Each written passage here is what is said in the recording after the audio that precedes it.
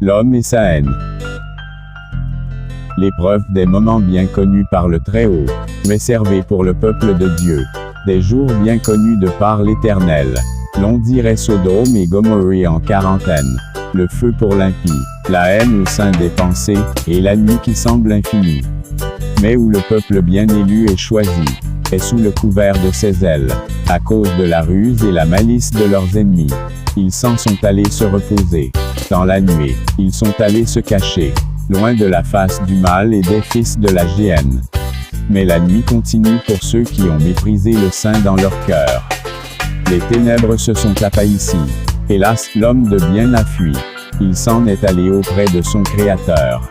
Et voici que la terre sombre dans l'oubli de la vérité, et dans le néant de sa guerre, dans l'oubli de l'amour. Hélas, une fois de plus, mais rien à faire, car tous sont égarés. L'homme de bien, plus que la pierre la plus précieuse, est devenu rare. Mais une fois découvert comme le furent les années de jadis. Le voilà éprouvé par tous, la voilà déchirée de tous les côtés. Oh, que tant d'ennemis furent la cause de ses ennuis. Car son Créateur l'aime, et voulait faire de lui un joyau, l'un de ceux qui sont convoités par les dieux. Une pierre plus brillante que l'or le plus pur. C'est cela la finalité, un esprit et un corps exempt de souillure. Il s'agit bel et bien de ces quelques-uns pris parmi ces milliers. La multitude qui peuple la terre tout entière, et qui doivent siéger avec le roi, le saint, le tout-puissant. Maintenant, c'est l'heure de l'épreuve, c'est le moment de la violence. Et ils doivent faire preuve de patience et de persévérance. Car c'est bien l'heure du pic des abeilles, c'est l'heure des ténèbres. Mais il faut qu'il en sorte du miel, un parfum doux qui émane d'une vie agréable à Dieu, l'Éternel. Il vient bientôt, mais rien d'impur n'y entrera. Il vient les prendre, et avec lui ses myriades. Il vient prendre ceux dont le monde n'était pas digne. Ces rois célestes, ces choisis du Père.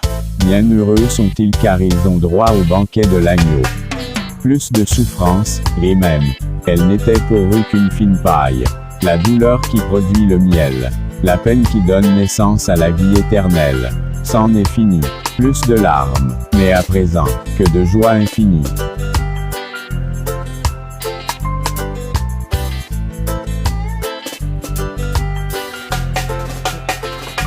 Que de joie infinie.